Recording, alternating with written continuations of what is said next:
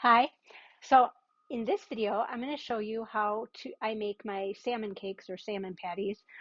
It's a recipe I found in a cookbook a long time ago from Barefoot Contessa, but I changed it up to be a little bit easier for me and to be gluten-free and dairy-free and whatnot. So I have a cast iron skillet. Any pan will do. I like cast iron. And I put some avocado oil in. You could use olive oil and butter. You could use whatever you want. You could use coconut oil. You just want to saute the vegetables. I've got in here about half of a yellow bell pepper, a whole like medium-sized red bell pepper, about 8 stalks of celery diced, and 2 small red peppers. And this is a double batch, so you'd want half those amounts.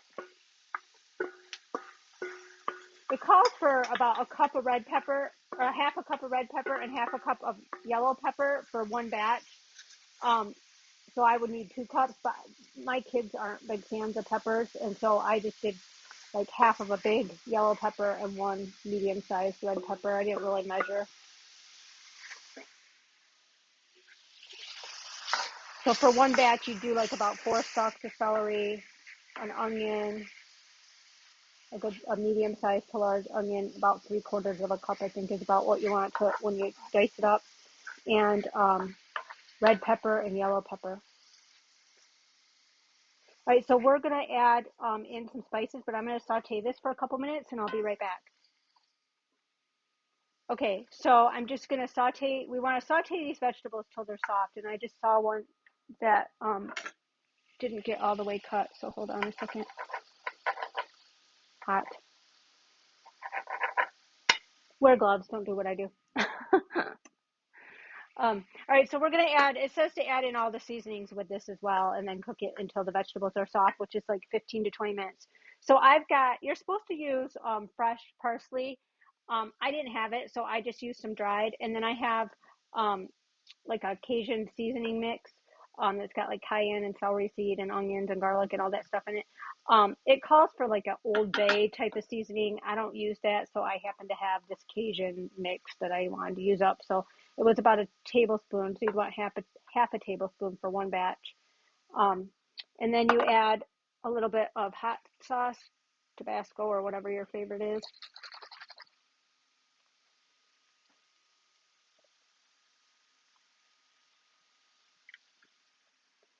And then some Worcestershire sauce, about a half a teaspoon to a teaspoon. I'm doing a teaspoon because it's a double batch. And then I have to get my husband to open those. I'm going to add a little bit of black pepper. I just sprinkle. I don't really measure. There is salt in my seasoning mix, but I'm going to add a little bit anyway because this is quite a few vegetables. And then we've got capers, which are pickled flower buds. They want them drained, so I'm going to try and drain it into here so I can put the liquid back. Okay, so I think I want, how much does it cost for?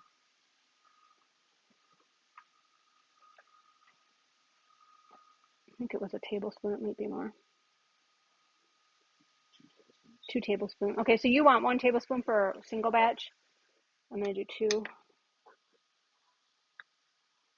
And these just give it a nice pickled brine flavor, kind of that umami yumminess, but they kind of melt in, so I'm going to put the liquid back to keep them under the liquid. And I just got these at Trader Joe's, but you can find them different places. So you just mix this all up and saute it for 15 to 20 minutes till your vegetables are all nice and soft. So I will be back when my veggies are soft. I'm just going to keep stirring. Okay, so this has been cooking, and as you can see, the vegetables are pretty soft. I'm going to turn off the pan for right now. I had it on medium heat when I was sauteing.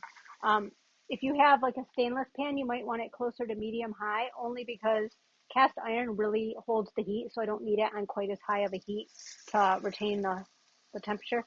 I'm going to put this in a bowl, to try and cool it off faster, because if I leave it in this hot pan, it'll take a while, because you don't want to put it in with the rest of the ingredients when it's hot, and it just burnt my finger. So I'm just going to put all this mixture. It smells so good.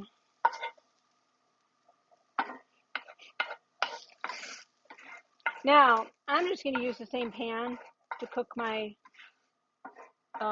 salmon cakes in, and I don't want to dirty another pan. So I'm not too worried about all the stuff on the bottom. It'll be all right.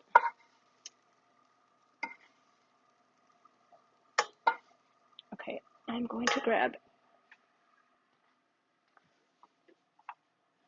hold on.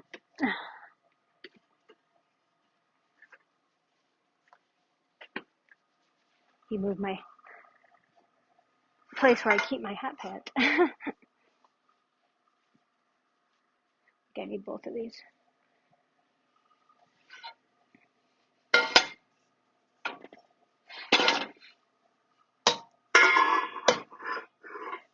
This might not work. Hold on. It's just a heavy pan. All right, there we go.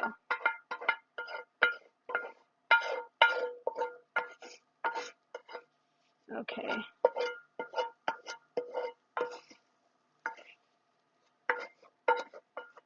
All right. So we have not had these in a long time, and I do like them. So I don't know why I don't make them more often. Probably just because they're a little bit fussy, but they're so delicious. So you could cook your salmon from scratch in the oven and then flake it apart and all that, but that's more work than I want to do. So what I do, I'm going to set this over here to cool. I use canned salmon. So I'm going to get a big bowl here. I'll move this over for right now. So I'm going to get a big bowl, and I'm going to get my other ingredients ready while the vegetables are cooling.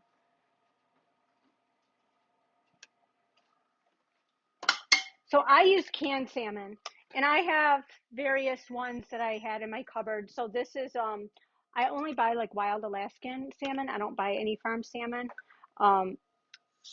There's lots of reasons, but it's just not as clean. So wild caught, this is boneless and skinless, but sometimes they have the bones in them, and they're usually, because they're pressure cooked and canned, the bones, you don't even really taste them. They just kind of break into it. So this one does have skin, probably bones as well. So this one's from Trader Joe's. I think these were from Costco. So for one recipe, you would use one large can or two small. Since I'm doubling it, I have one large and two small cans, because that's what was in my cupboard. So I'm going to grab a big fork and spoon.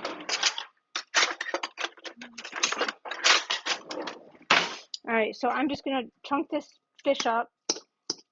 There's skins in here and bones. I sometimes like get the bones out if I see like there's quite a big one in there, but they really do mush up. You don't have to worry, but sometimes my kids get pooped out by it. I can get it out of there.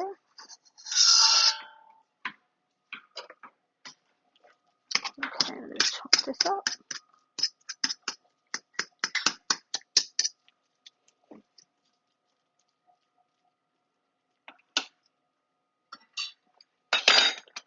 Alright, pin bone. Those I don't like. Okay. Alright, so I got that all mixed up. So it really doesn't matter. I mean, if you want boneless, skinless, that's fine. If you want to get the bone in, skin, and leave it, that's fine. Or you can take the bones out. I'm just trying to use up stuff that's in my pantry. So I have this one.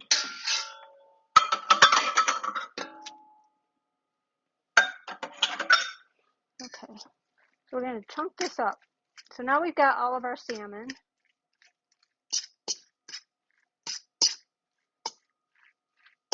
Okay.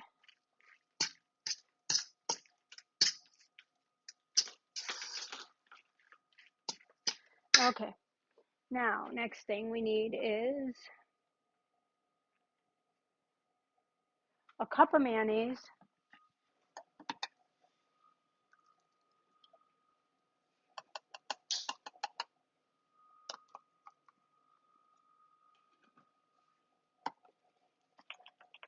All right, so we're just gonna. So you would want half a cup for one batch of this.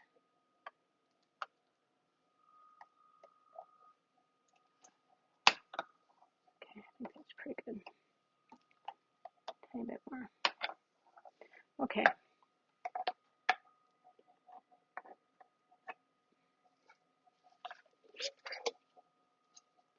All right, so we've got our mayonnaise in here. That kind of binds it together, like a tablespoon, a little over. I'm just not gonna measure. I'm just gonna squeeze.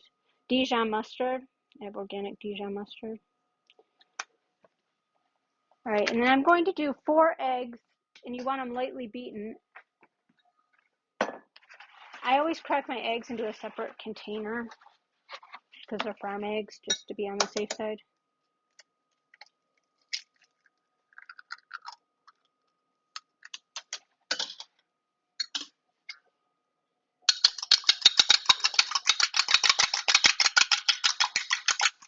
So there's one.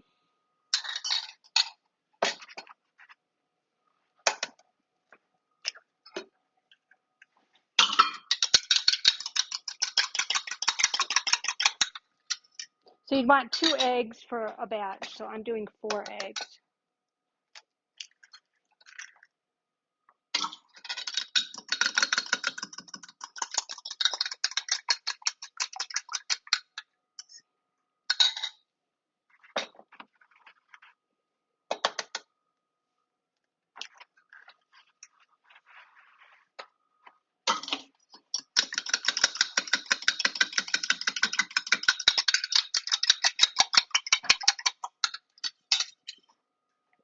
Okay. So I'm going to mix that up. And then I'm going to add the flour. Now, the original recipe called for breadcrumbs, toasted breadcrumbs. Obviously, we're gluten-free and gluten-free bread. Sometimes I have breadcrumbs, but generally I don't. So I just started using coconut flour, and it works really well. It absorbs the moisture. It helps it stick together. It's a little bit more crumbly than they probably would be regularly. But it also gives it like a little sweetness. You don't really taste the coconut so much with all these spices, but it's actually really good. So it calls for about 3/4 of a cup. I'm going to do kind of a guesstimate of half a cup and see if I need more, because I don't want it to be too much. And this does tend to be a heavier flour than like a breadcrumb or a regular type flour. If you can't have coconut, oh, this is a half cup measure, so I'm going to do this like a heaping half cup here. I'm going to do a little extra. Okay. And if I need to add a little bit more, I will once I add my vegetables and everything. So I'm just going to stir this in well. You could use cassava flour. You could use like just a brown rice flour. Really, any sorghum, any kind of gluten-free flour would probably work. You could even use, if all you have are like the blends, the one all in one blend, you could use it. I would probably not use one with xanthan and gum. I mean, you could, but it's going to absorb a lot of the moisture. A lot of the blends have starches, which probably wouldn't hurt anything, but I just like to use coconut flour. It's healthy, it's paleo, keto. So see, now you can see how that thickened this up nicely and kind of made it stick together, absorb that moisture. So it looks really well, really good. So now we just have to add the vegetables. I'm going to see how hot they are. Oh no, they're pretty good. They're like not too hot. So now we're going to add the vegetables in. Oh, they're a little bit hot on the bottom. The top ones were not. All right, so we're going to mix all this up, and then we're going to let it sit in the fridge, chilling for like maybe 20 minutes, half an hour. And then we'll start frying our patties. And in the meantime, while it's chilling, I'll show you how I make the little sauce that goes with it. So we're just going to stir this all up. And I probably could have let them cool a little bit more. When I felt them, they didn't feel very hot, but I think underneath in the pile, they were a little bit hot, but that's okay. You just don't want it to cook your eggs or curdle your mayo. Oh, nicely mixed up. All right, so there we go. So this is what it looks like. I'm just going to cover it with some plastic wrap and put it in the fridge. And we'll be back in just a bit, and I will show you how we make the sauce. Okay, so what I serve with the salmon cakes is a little like almost like what I'd call a tartar sauce. It's technically called a remoulade. Anyways, I have 3/4 of a cup of mayonnaise again. And then I have like about approximately 3 tablespoons of chopped up dill pickle. These were homemade dill pickles, but any dill pickle will do. And then I'm going to add 1.5 teaspoons of mustard. This is a spicy brown. You can use whole grain, whatever you have will probably work. Okay. And then I do 1.5 tablespoons of vinegar. I've got organic white vinegar here.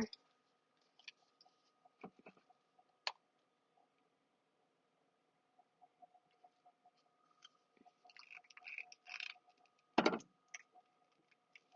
doesn't want to move. There we go.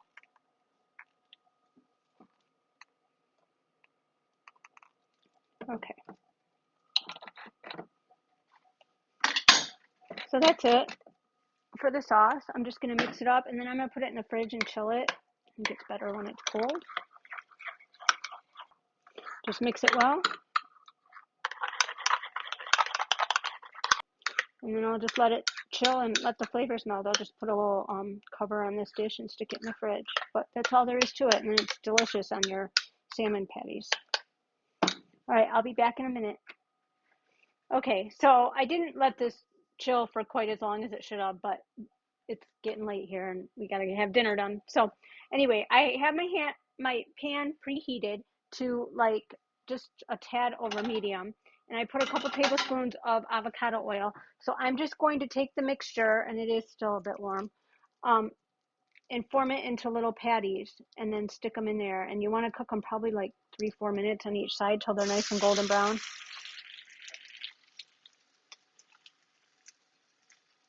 You don't want to mess with them too much because they will fall apart, so I just kind of let them sit for several minutes. You can make them round or oblong. I find oblongs easier. Oops, see, that one broke. And you can make them whatever size you want.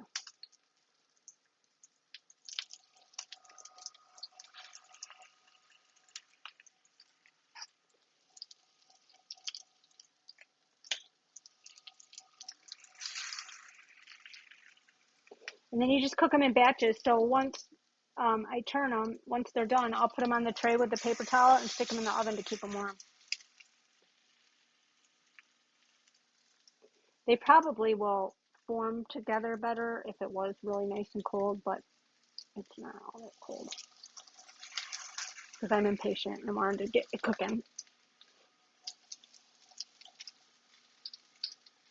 All right. Just gonna rinse off my hands real quick. Okay.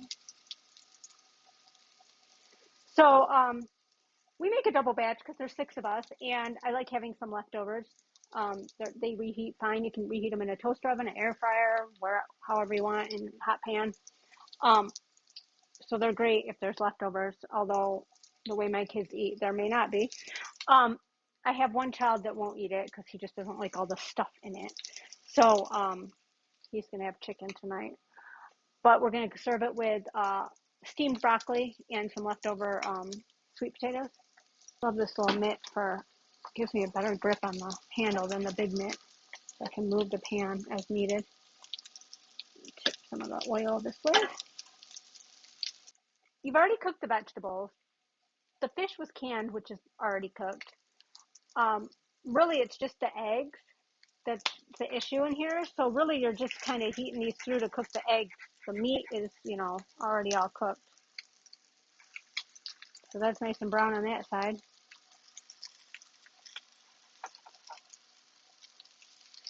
And they do tend to fall apart, I find.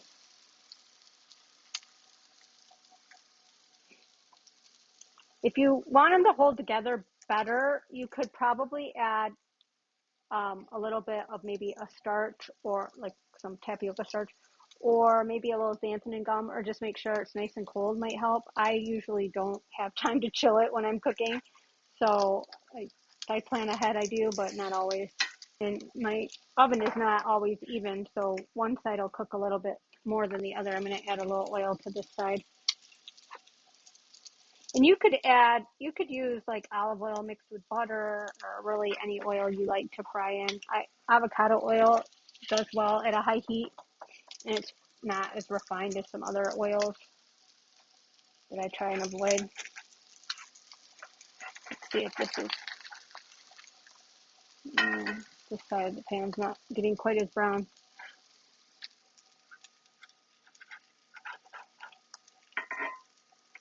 Oops.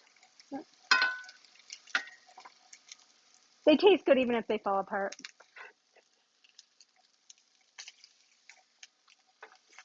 Okay. So we're just going to let this side cook, and then we're going to stick them on the sheet tray in the oven to keep them warm, and then we just keep cooking them. So that's really all there is to it.